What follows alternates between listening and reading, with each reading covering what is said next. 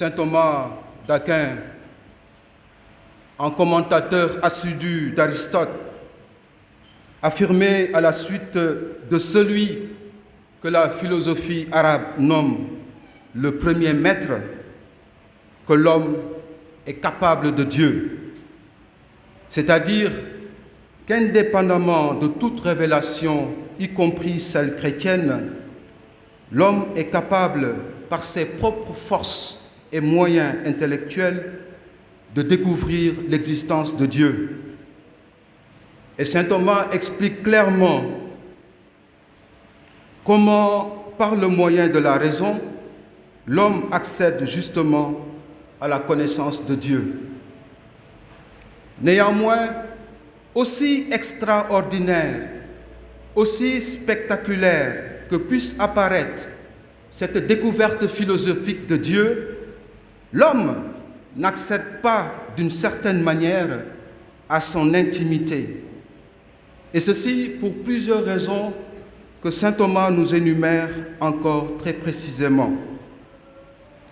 Cette approche philosophique de la connaissance de Dieu nous permet de mettre en exergue la pertinence de la révélation chrétienne où c'est Dieu qui vient à la rencontre de l'homme.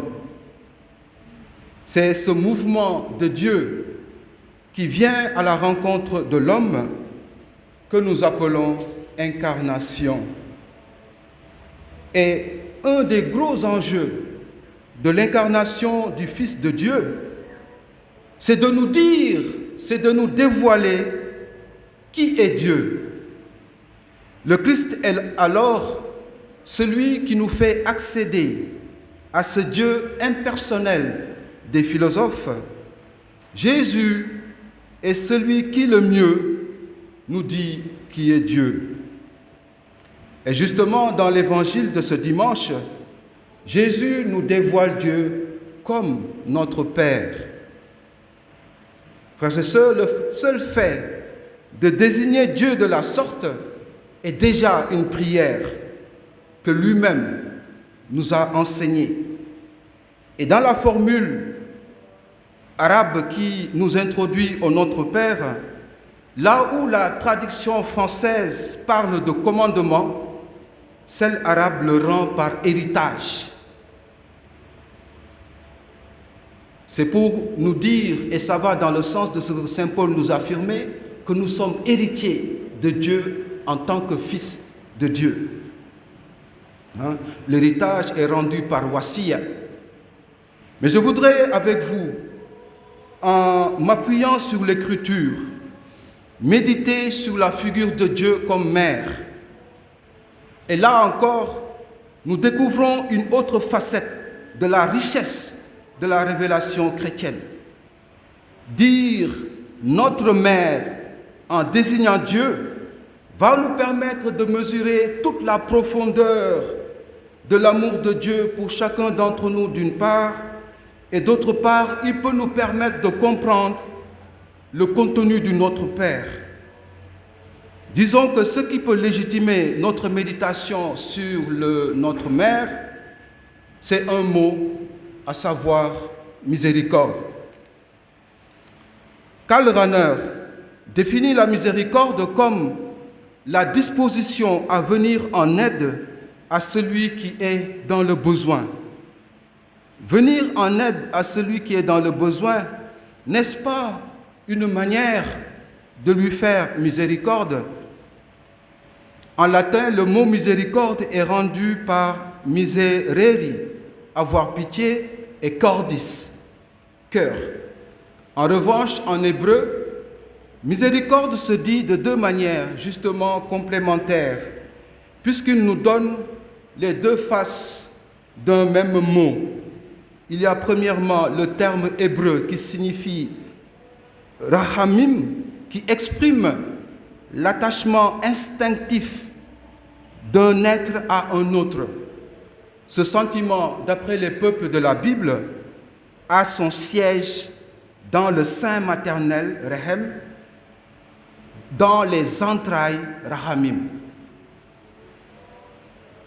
Concrètement, le mot miséricorde ici dit l'attachement instinctif de la mère pour son enfant, la tendresse inégalée et inégalable de la mère pour sa progéniture. Miséricorde ici dit la profondeur de l'amour d'une mère pour son enfant, un amour tellement profond qu'il est capable de faire vibrer, comme le téléphone, le cœur d'une mère. Un amour tellement grand qu'il mobilise tout l'être maternel en vue d'une seule finalité, aimer. Paraphrasant l'adage, on peut affirmer alors qui aime bien, châtie bien. Mais on peut dire aussi qui aime bien pardonne, car c'est bien ce que nous lui demandons. Pardonne-nous nos offenses. En effet, en bon père ou en bonne mère, sa miséricorde, celle de Dieu, est sa responsabilité envers nous. C'est pourquoi, si le Seigneur nous dit d'appeler Dieu notre Père, l'Écriture que nous venons de parcourir, certes brièvement, nous permet de l'appeler aussi notre Mère, ce qui nous donne d'ailleurs de découvrir le visage féminin de Dieu ou les aspects féminins de la figure du Dieu biblique.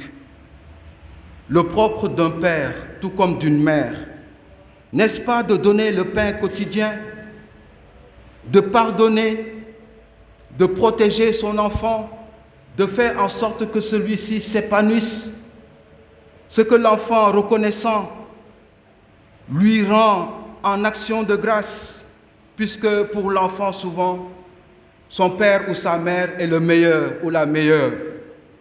Ou bien, en effet, jeune homme, c'est ça, non? En effet, quelle estime n'avons-nous pas pour nos mères, de même que pour nos pères?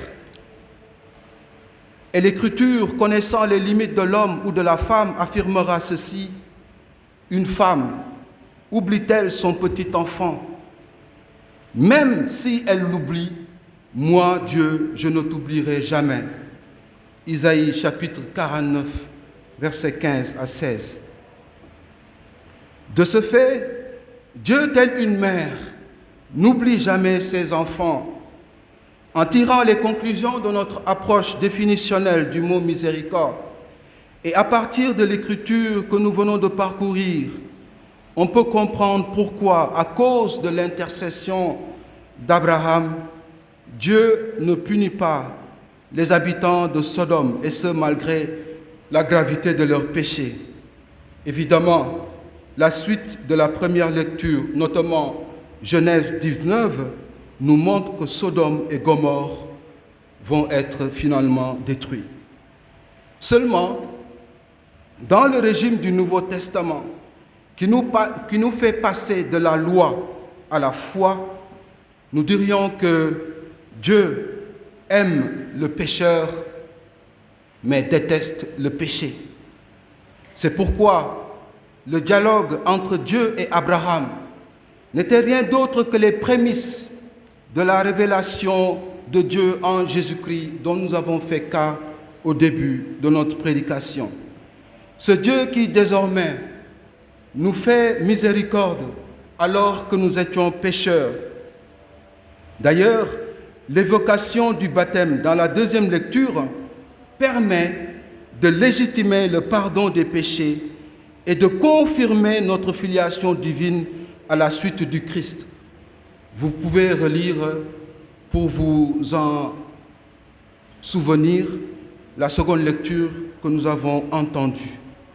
C'est bien grâce à lui, Jésus, que nous pouvons donc appeler Dieu notre Père et même notre Mère en se basant sur l'Écriture.